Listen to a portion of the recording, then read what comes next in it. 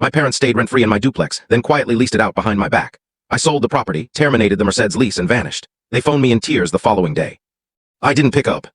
My neighbor Sandra rang me at 9:14 on a Tuesday evening while I sat in a Phoenix hotel room, poking at a plain Caesar salad and scanning contracts for a strip mall purchase in Thornton. Ava, she said. And I knew right away from her tone, that cautious, braced sound, that trouble had arrived. There are people hauling furniture into your lower unit. I set down my fork. What sort of people? Strangers. A pair, young, they brought a U-Haul. A pause. Your mom let them inside with a key. I sat there a moment, staring at the beige wall of my hotel room and the generic beige landscape painting over the desk, and I felt something pass through me that wasn't exactly rage yet. It was the sensation that arrives before rage. The chilly, sharpening instant when you accept that the thing you convinced yourself couldn't occur had now occurred, and you must figure out your next move. All right, I said. Thank you, Sandra. I ended the call. I opened my laptop, and for the next 4 hours, sleep never came. I need to explain the duplex first because this account won't add up without that background. I purchased the building in 2019 for $387,000. That figure matters because I want you to grasp it was not an inheritance, not a handout, not some fortunate break. I was 31 years old, and I had invested 8 years growing a property management firm called Vantage Property Group, from a solo setup in my apartment into a 12-person operation, handling commercial and residential real estate throughout the Front Range. I bought the duplex using a down payment I had accumulated over 3 years in a computer folder labeled Someday, which I opened every few months to remind myself of my goal. The structure was a 1940s brick 2-unit building in Park Hill, the type of area that had stayed out of style for decades and was now rapidly becoming sought after. Upper unit, lower unit, shared backyard, separate garage. I oversaw the renovation of the downstairs myself, which means I coordinated the project, not exactly wielding tools but still far from insignificant. Marble counters, restored hardwood floors, fresh appliances. I settled into the lower unit and leased the upper one for $1,250 monthly, which covered just over half my mortgage. For 2 years that setup held, it functioned well. I felt proud in the particular way one feels proud of things constructed from scratch, with your own effort, your own funds. And the determined persistence of someone raised watching their parents handle money like scratch-off tickets. Then my parents retired. My father, Dennis, is 63. My mother, Patricia, is 61. They retired at 60 and 58, which might sound like the outcome of solid preparation, but it was. My father had spent 30 years in logistics for a regional trucking firm. My mother worked part-time at a dental clinic. Together they had modest savings, Social Security not yet active, and a retirement plan that mostly relied on hoping everything would fall into place. I won't claim I didn't anticipate it. The indicators had been visible for years, the constant mysterious shortages despite 2 paychecks. The way my brother Tyler's ongoing money troubles were always absorbed without visible fallout, meaning someone else quietly absorbed them. The way my parents spoke about my business achievements with a certain possessive pride, our daughter. The entrepreneur, as if my successes belonged to the family rather than stemming from decisions I made that they had frequently opposed. When they retired with barely enough for their current bills, I did what I did because I was able, and because I believed it was fair. I asked the upstairs renters to move, covered their final 2 months, rent as goodwill, which was the proper action and also set me back $3,300 I didn't strictly need to spend. I moved my parents into the upper unit, no rent. I handled utilities, added them to my grocery delivery, and when my father's 2009 Buick LeSabre broke down 6 months later, I arranged a black Mercedes GLE 350 through my company and told him to drive it. My mother wept when I handed them the keys, the genuine kind of tears. I don't know what we'd do without you, she said. I remember that exact sentence. I have reflected on it often since. The change happened slowly enough that I kept rationalizing it. The first shift I spotted was how my mother began describing the duplex. It started with minor phrasing. Our home, our property. Our parking space. I convinced myself it was merely casual talk. They resided there, it felt normal. Then came the choices. In spring 2022, I returned from a property check to discover my father had brought in workers to repaint the upstairs hallway. Without consulting me, hired them outright. The hallway I had painted myself 3 years earlier in a shade called accessible beige that I had chosen after 2 weeks of careful thought because, in my profession, these details matter. I disliked the new color. When I mentioned it, my father said, "It's my building, Dad." He shrugged. "We live here." The painter billed $340. My father didn't volunteer to cover it. I considered pressing the issue and decided it wasn't worth the conflict. Later, I realized this was precisely the calculation they relied upon. The next issue involved Tyler. My brother is 31 years old. He isn't a bad person in the malicious sense. He isn't vicious. He has never deliberately harmed anyone that I know of. He is something more troubling. A person shielded so completely from the results of his decisions that he has truly lost the link between actions and consequences. He has been jobless 4 times in 8 years. He took $8,000 from my parents for a landscaping venture in 2020, Greenline Landscaping, LLC, which lasted roughly 7 months before Tyler realized operating a business meant showing up reliably regardless of weather, which he avoided. He borrowed another $4,500 from me in 2021, for reasons that stayed vague. He repaid none of it, and when I inquired, my mother called it complicated while my father declared that family doesn't track scores, a principle he applied only to Tyler's obligations. Tyler married in 2022. His wife, Rachel, is agreeable and appears quietly worn out like someone who knew the deal but hoped affection would ease it. They held a modest ceremony in a rented venue in Arvada. My parents contributed part of the cost. I wrote them a $1,500 check as a present. Tyler thanked me by uploading a wedding picture on Instagram tagging everyone except me, which I observed and then pretended I hadn't. By late 2022, I had provided or loaned my family roughly $31,000 across 4 years. I know the precise amount because I tracked everything, not from bitterness, at least not initially, simply because record-keeping was how I operated. The discussion took place on a Wednesday in March. I had driven to the duplex to inspect a loose gutter Sandra had noted on the north side, and I stayed for dinner since my mother prepared pot roast, and leaving would have seemed impolite. Tyler and Rachel were present, which I hadn't expected, and Tyler spent the first 45 minutes describing a fresh business concept for an app scheduling lawn maintenance, which I recognized as a tech version of the failed landscaping company, but I stayed quiet. Then my mother cleared her throat. Tyler and Rachel have an announcement, she said, wearing the specific smile she used when she expected everyone else to smile too. Rachel was expecting. 8 weeks along, they were thrilled. I felt sincerely glad for them. I'm not heartless. I wanted to be an aunt. I told them so. Then my mother met my eyes and said they'll need extra room. I glanced at Tyler. Tyler stared at his plate. They're considering, my mother went on in the measured voice of someone who had practiced the pitch, that the downstairs unit would suit them perfectly. Lots of space. Nice area near us. A pause. We thought you could shift upstairs. I stared at her. Mom, I live downstairs. You're only here maybe 3 nights a week. This was accurate. I traveled often for work, but that was beside the point. I own the building, I said. Both units. My father placed his fork down. Ava, don't turn this into an issue. It already is an issue. You're requesting I give my apartment to Tyler. We're asking you to act like family, my mother said. Tyler finally raised his gaze. You have resources. You can purchase somewhere else.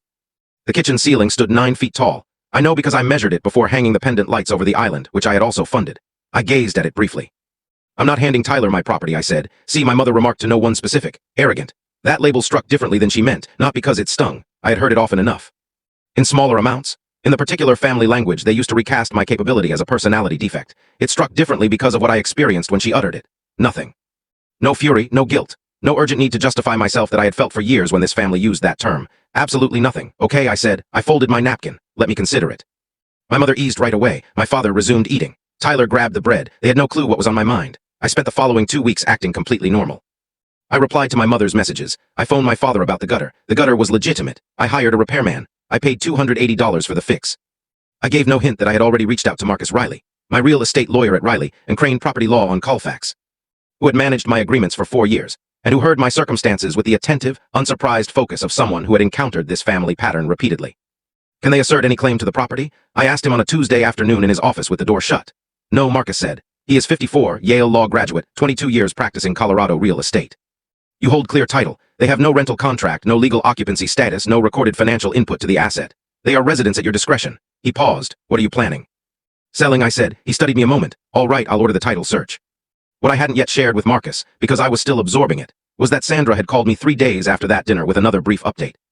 She had seen my mother giving a tour of the downstairs unit to a couple with a dog, showing them around my apartment, opening closets that still held some of my belongings. I hadn't challenged my parents about it. I was collecting details. It's what I did with business properties when I sensed problems. I gathered facts before acting, because acting too soon alerted the other side, and acting too late allowed the harm to set in. Sandra phoned me again from Phoenix 4 days later. The couple with the dog had signed paperwork. She watched them moving belongings in. I want to describe what it truly felt like, sitting in that Phoenix hotel room at 9:47 p.m., because the truthful account is more compelling than the version where I'm enraged and resolute. My hand stayed steady. That surprised me. I started a fresh document and created a list, not of emotions, but of facts. My parents had permitted or organized an unapproved rental in one of my units, which amounted to improper subleasing under Colorado Revised Statute 1341(7). The renters had probably signed an agreement with my parents, meaning a document existed, a lease or similar contract, that was legally invalid because my parents lacked authority to create it. The tenants themselves were likely innocent parties who had been misled, which added complexity to their removal. I called Marcus at 10:15 p.m. He picked up, which revealed something about his dedication or our working relationship, or both. They leased it out, I said. Silence. Then what evidence do you have?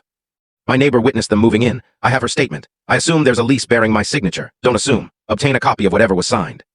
Do your parents hold a key to the lower unit? They have a master key for the whole building. I provided it when they moved in. Another silence. Ava, listen closely. Do not visit the property tonight. Do not reach out to your parents tonight. Do not contact the tenants. Call me tomorrow morning at 8 and we will manage this correctly. I know, you sound composed. I am composed. Good. Stay that way. Being correct won't save you if you handle it poorly. I remained composed. I ordered the Caesar salad through room service. I opened my laptop and completed 3 tasks.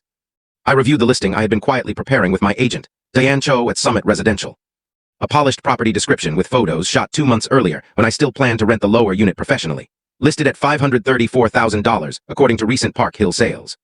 I examined it. I made 2 adjustments, then submitted it. The duplex went live at 11:03 p.m. on that Tuesday. Next, I accessed my company vehicle portal and started a retrieval for account number CV1147, the 2022 Mercedes GLE 350 registered to Vantage Property Group. I scheduled pickup at the listed address for Friday morning between 8 and 10 a.m.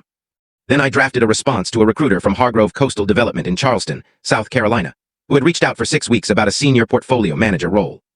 I had been delaying due to habit and slight attachment to a city that was, I now saw, mainly a set of duties I had never truly selected. "Hi, Daniel," I wrote. "I'm still interested.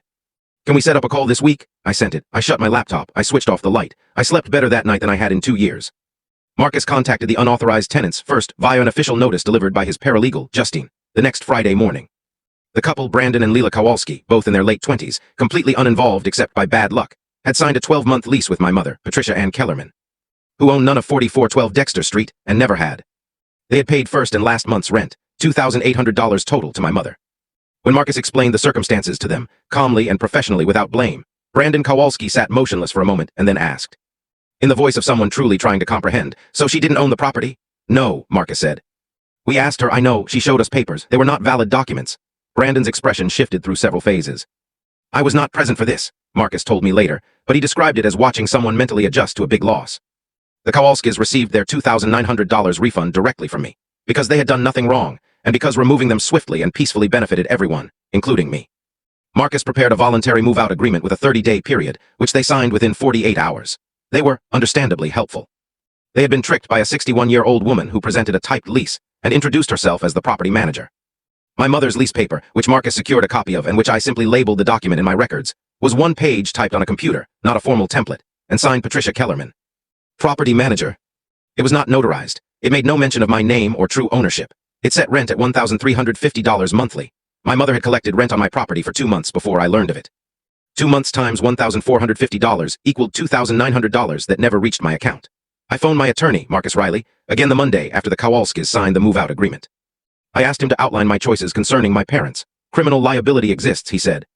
"Fraudulent claims, improper subletting, misappropriation of rental funds. The district attorney could pursue it." A pause. "But these are your parents, and the sums, though meaningful, aren't usually enough to prompt prosecutors. Practically, you're looking at civil recovery of the $2,900 plus any court-awarded damages." "I don't care about the money," I said, which was largely accurate. "Then what matters to you?" "I considered it. I want the sale to close smoothly. I want them out of the building before closing. And I want it handled legally with no grounds for conflict." "All doable," Marcus said. "I'll draft the formal notice of sale and required vacate. They'll receive 60 days, which exceeds Colorado minimums." "Give them 60 days," I said. "I'm not trying to evict them onto the street. This is the section people sometimes misunderstand about my choice, so I want to clarify. I was not attempting to harm my parents. I was not pursuing revenge in the dramatic sense. I was simply, after years of steady and then abrupt escalation, deciding to stop. The distinction between punishment and withdrawal is crucial. Punishment demands continued involvement, a desire for them to feel pain, and judging your steps by their suffering. I wanted none of that. I wanted to board a plane and continue my life. The Friday morning the Mercedes was taken back. My father called me 11 times from 8:03 to 9:47 a.m. I let every call go to voicemail. The 11th message lasted 47 seconds. I still have it. I have played it twice. Once the day he left it, once 6 months later when I needed to recall exactly why I chose as I did. In it, my father labels me ungrateful, self-centered, heartless, and a letdown. He says I am embarrassing the family. He says he regrets the person I became. I felt those 47 seconds in my chest in a physical manner I can't fully describe. Not because the words were unfamiliar. Because they came from my father. Because even at 34, even after running a company for 12 years, even after making every sound financial decision he had failed to make, I remained at some deep level. His daughter first and my own person second. I sat with that for about 10 minutes, then I forwarded the message to my own email with the subject line, "Keep this," and I returned to packing boxes. The duplex sold in 19 days. In Denver's 2023 real estate market, a updated brick duplex in Park Hill listed at $534,000 drew 7 offers. Diane Cho, my broker, 11 years in Denver residential, previously with Kentwood, one of the keenest judges of market conditions I have ever collaborated with, recommended I counter the second highest bid, which came.